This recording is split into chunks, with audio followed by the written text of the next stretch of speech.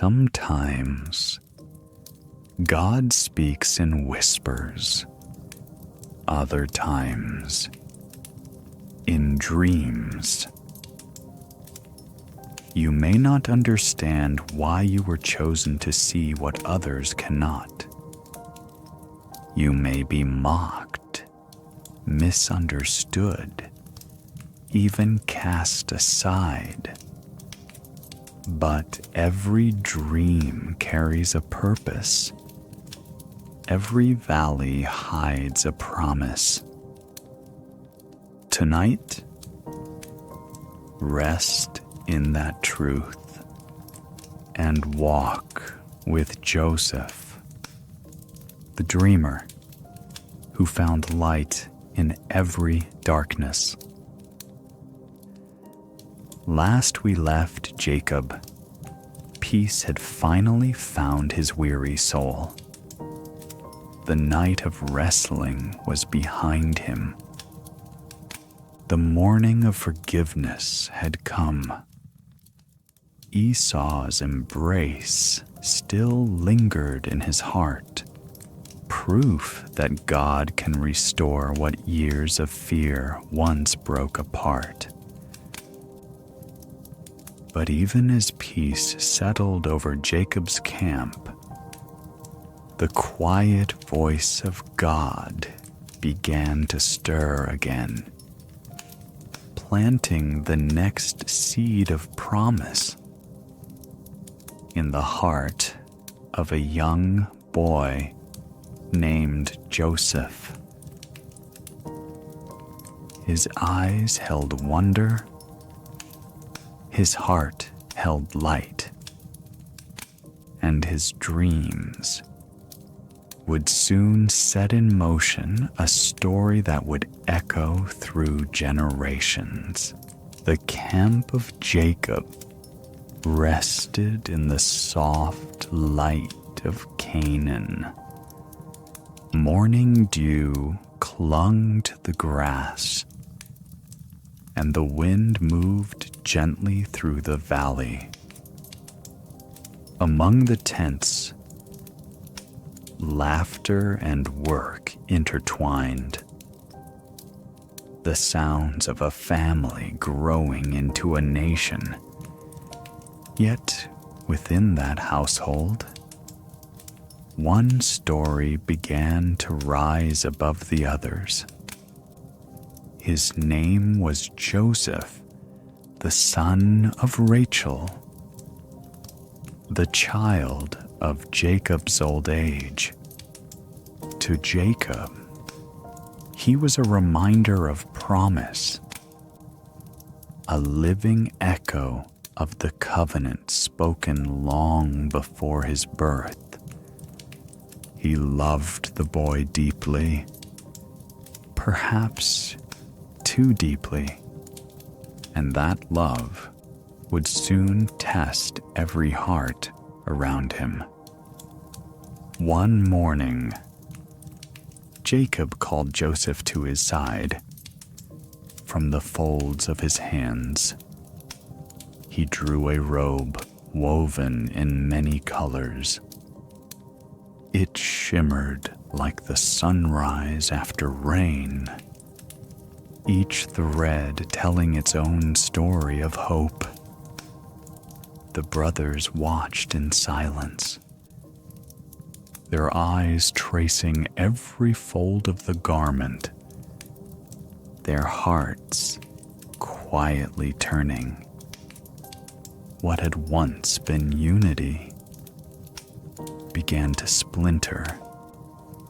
Love, when unevenly given, can awaken shadows no one intends to sow. Still, Joseph walked with a gentleness that felt untouched by envy. He carried peace as though born with it. He listened more than he spoke, and often he dreamed. One evening, as the fields glowed under fading light, He sat beside a well and looked across the plains. The stories of his father and grandfather filled his mind, of stars, altars, promises kept through tears. He whispered into the quiet, "Would God also speak to me?" That night, sleep came softly, and with it, the first dream. He saw the field again, vast and golden. His brothers bound sheaves of grain beside him, and suddenly their sheaves bowed to his. The air shimmered, warm as light through glass. He woke with wonder still pressed upon his heart. At dawn, he shared the dream. "Listen," he said. "We were binding sheaves in the field, and yours bowed to mine. The silence that followed was heavy. They laughed, but it was not laughter born of joy. Do you think you will rule over us?" they asked. Their voices cut deeper than they knew. Joseph lowered his eyes, but the dream would not leave him. For when God plants vision, it clings to the soul like breath itself. Soon another dream came. The sun, the moon, and 11 stars bowed before him. Even Jacob was troubled by it. Yet he kept the words close, pondering them in his heart. Dreams are like seeds. They are buried first, unseen. But time and faith awaken what the earth once hid. Sometimes those who love you cannot yet see what God is weaving through you. Sometimes misunderstanding is the soil of destiny. So rest now, and remember, what is unseen is not forgotten. Every dream waits for its appointed hour. The sun rose over the fields of Canaan, and the brothers of Joseph watched him from afar. The robe still shimmered when he walked, its colors catching the morning light, a reminder they could not forget. Envy is quiet at first. It breathes in whispers and grows in shadows. Each day, their hearts hardened a little more, until love became a language they no longer spoke. Then came the morning that would change everything. Jacob sent Joseph to the fields of Shechem to see how his brothers fared. Joseph set out alone, carrying bread and a heart still soft. He found them in the distance. Their laughter fell silent when they saw him. "Here comes the dreamer," one said. The words hung in the air like dust. before Joseph could speak, they surrounded him. Hands that once shared his food now reached for his robe. They tore it away and cast him into an empty pit. The earth swallowed his cry. Above him, the sky looked endless and far too quiet. He waited. He prayed, but no voice answered. Sometimes, the silence of God feels like abandonment. Yet even in that silence, His purpose breathes beneath the surface. From the rim of the pit, he could hear them talking. Voices he once trusted, now planning what to do with him. A caravan approached from the east. Its camels carried balm and spice and silver. Judah spoke softly. "What profit is there if we kill him?" They agreed. Joseph was lifted out, not to freedom, but to chains. He looked once more toward the hills of home, and the faces he loved turned away. The merchants bound his wrists and led him toward Egypt. Night fell across the desert. The stars that once filled his dreams now watched in silence. Tears dried on his face before he reached the next dawn. And back in Canaan, the brothers dipped the robe in blood, brought it to Jacob, and said, "Look, we found this." Jacob's heart broke as he recognized the colors. He tore his garments and wept for days. No comfort could reach him. Grief settled upon the camp like dust that would not lift. Meanwhile, in the caravan, Joseph kept silent. His body moved with the rhythm of the camels, but his mind returned to the dream. He remembered the sheaves bowing, the stars descending. Could those visions still hold meaning here?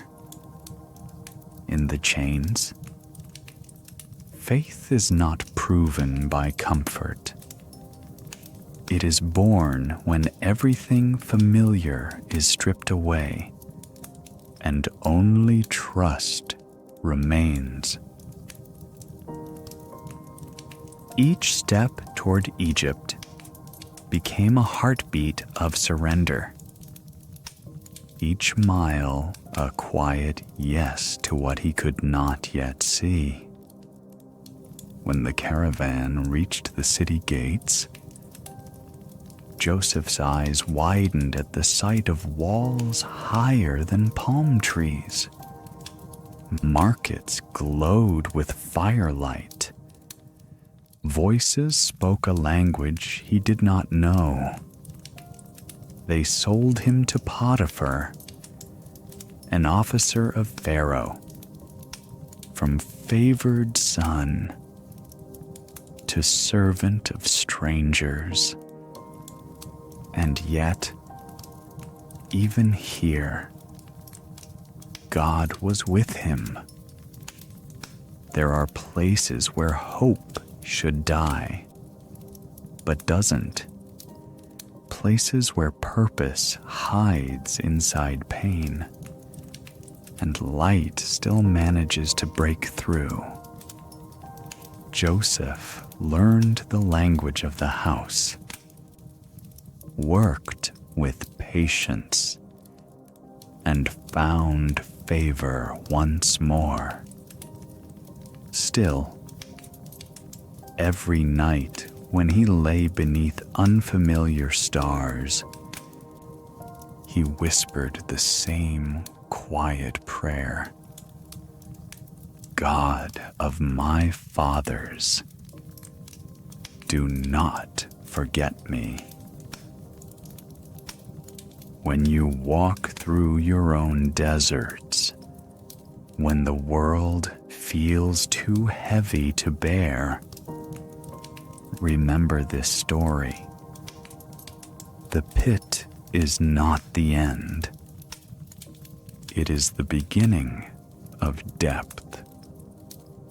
What falls is not always lost, and what is buried is often waiting to bloom.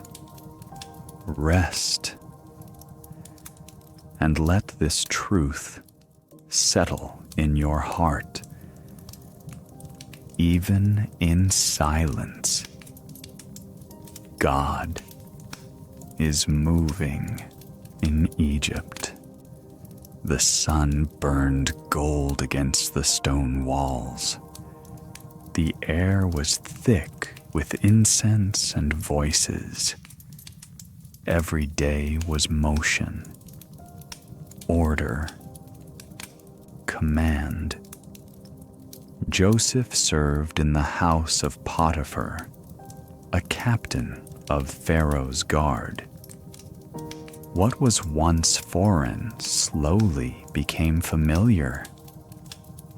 Work replaced wondering, and through it all, he remained faithful. Everything he touched seemed to prosper. The household flourished beneath his hands. Potiphar saw this and trusted him with all he owned. Sometimes, favor does not come from where we were born, but from how we carry ourselves when no one is watching. Joseph walked with quiet integrity. He remembered his father's stories. He remembered the God who had once spoken through dreams. But peace in this world is fragile.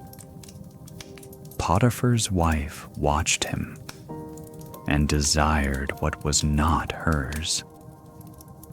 Her words fell like poison in a calm room. When he refused, her pride turned to anger. One cry, one accusation, and the walls of favor collapsed. Potiphar's face hardened. He would not listen.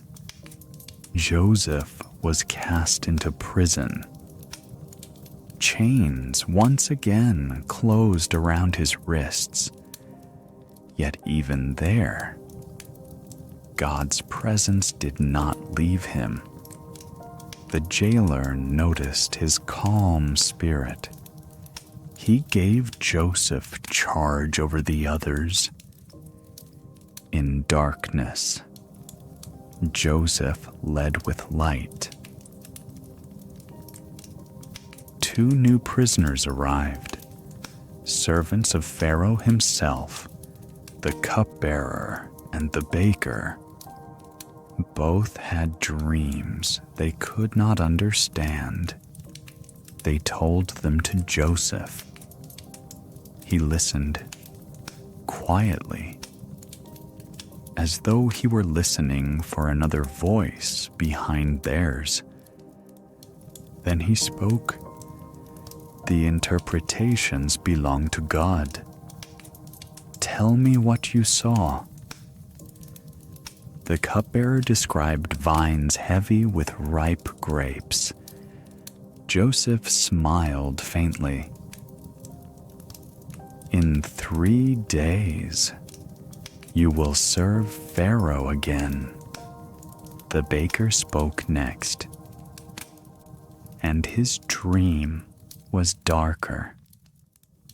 Joseph's eyes lowered.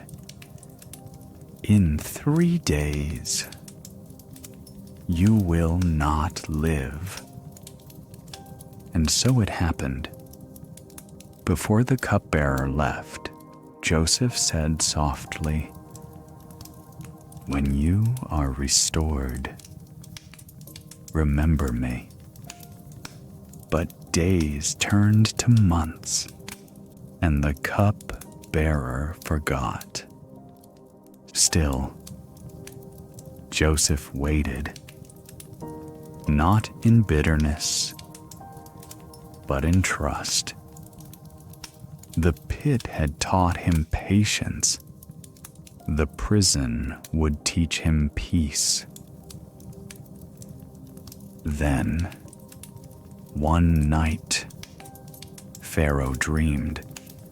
The river Nile flowed wide beneath the moon. 7 fat cows rose from its waters and grazed upon the reeds. Then 7 thin cows followed, devouring the strong. He woke troubled. Another dream came. 7 full ears of grain, consumed by 7 thin ones. Pharaoh's spirit was restless. No magician nor wise man could explain it. And in that moment, the cupbearer remembered. "There is a man in prison," he said, "who can interpret dreams." Pharaoh sent for him. The guards washed Joseph, clothed him in linen, and brought him to the throne. The hall glowed with firelight. Incense curled toward the high ceiling. Pharaoh's eyes were sharp with worry. "I have dreamed," he said, "and none can interpret it." Joseph bowed. "Interpretations belong to God," he said softly. "Tell me your dream." Pharaoh spoke, and Joseph listened. When the words ended, silence filled the chamber. Then Joseph lifted his eyes. "God has shown Pharaoh what he is about to do," he said. 7 years of plenty will come, followed by 7 years of famine. Let Pharaoh appoint a wise man to store grain in the cities. The room stilled.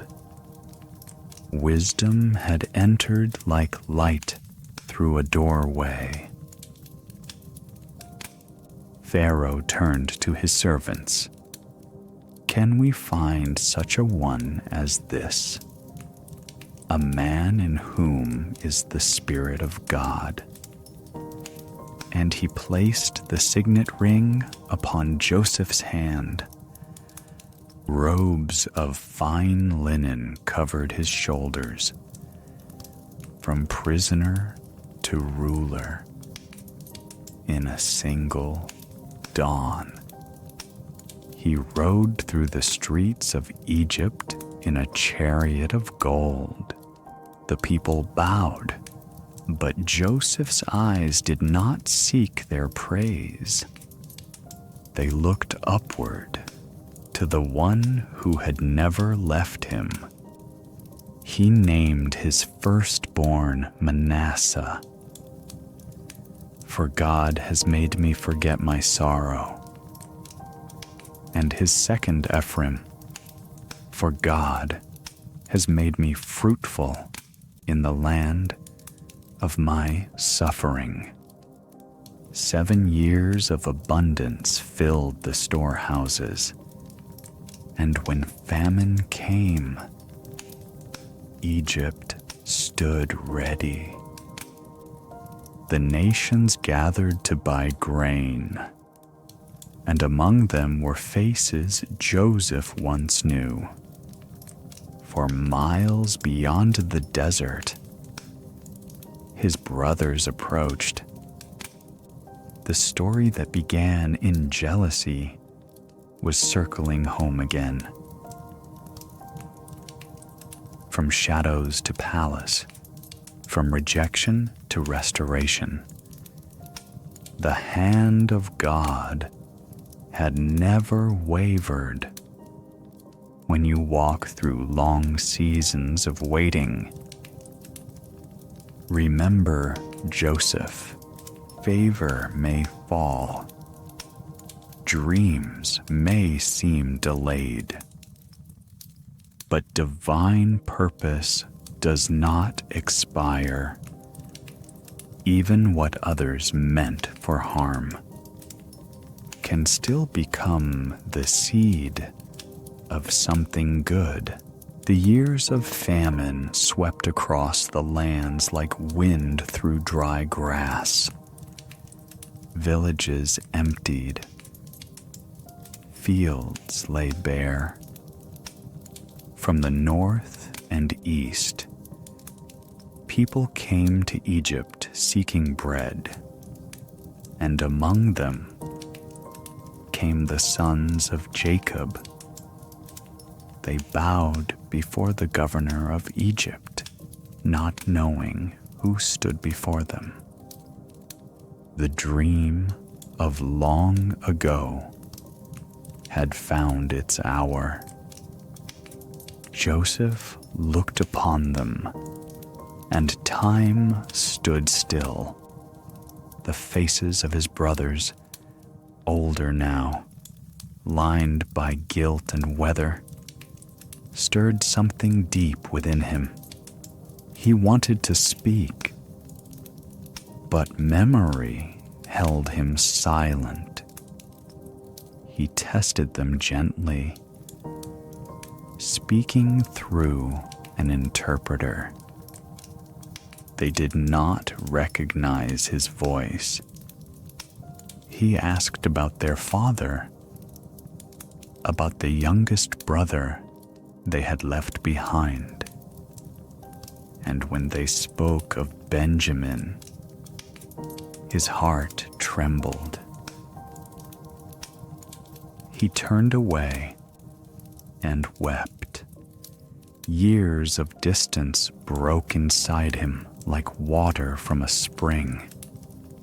He had forgiven them long ago in the quiet of his prayers, but seeing them again made the mercy real. He returned to them, composed but trembling. He filled their sacks with grain, returned their silver unnoticed, and sent them home with hope. But famine pressed harder. Time itself led them back to him. When they came again, they brought Benjamin. Joseph saw him and could not breathe. His mother's son, the last thread to his past. They sat together at his table. The brothers marveled that the governor knew their birth order. Still, they did not see who he was. A cup was placed in Benjamin's sack. When the guards found it, the brothers tore their garments in grief.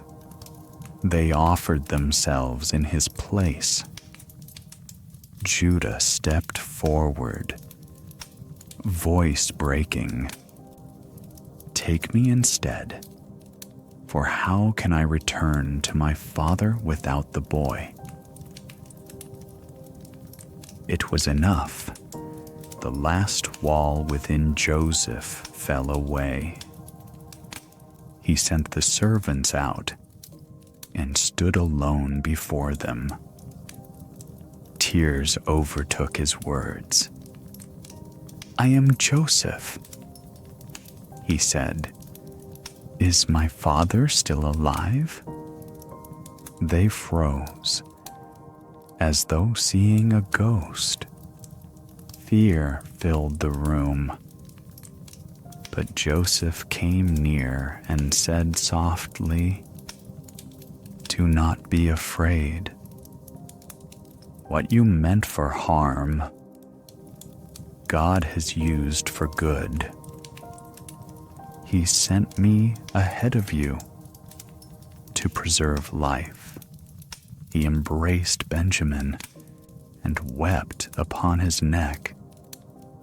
Then one by one, he drew his brothers close. The sound of crying became the sound of healing. Word reached Pharaoh's house. He offered them land and provision. And soon, Jacob and his household journeyed to Egypt. When the old man saw the chariots, he lifted his hands and gave thanks. And when he saw Joseph again, he said, Now I can die in peace, for my eyes have seen my son alive. The years that followed were gentle. The family of Israel grew and flourished in a foreign land. But Joseph never forgot where he came from, nor the God who guided him through the shadows. When Jacob's days were done, Joseph stood at his side. He closed his father's eyes and wept once more. They carried him back to Canaan, to the cave of their fathers. And afterward, the brothers feared again. They wondered if Joseph would repay them for all they had done. But he spoke kindly to them and said, Do not fear. Am I in the place of God? You intended evil against me, but God intended it for good, to bring about this day, to save many lives. Forgiveness had completed its work. He looked upon them and saw not betrayal, but brothers, not scars, but purpose.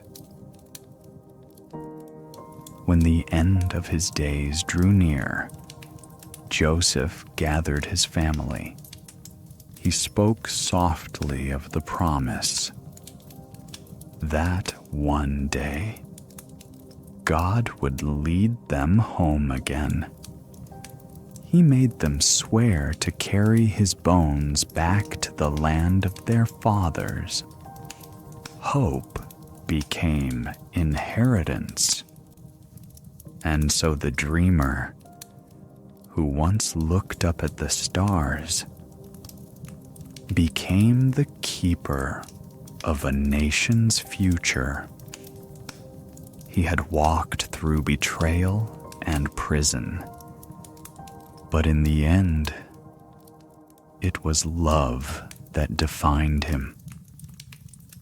Even in a foreign land, he rested in peace, for the God who had been with Abraham, with Isaac, and with Jacob, had been with him all along.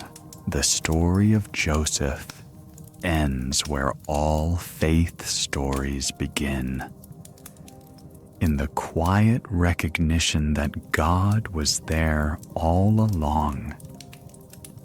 What began with jealousy, with a pit and a chain, became a journey of redemption, of providence, of peace. Every turn of sorrow had hidden mercy beneath it. Every delay had purpose written into its waiting. When we look back on our own roads, we see it too. The closed doors that kept us safe, the endings that made room for beginnings we could not yet see. Sometimes, the dream is not about where we arrive, but who we become while walking toward it. Joseph never stopped believing, not in the power of his dreams, but in the faithfulness of the one who gave them.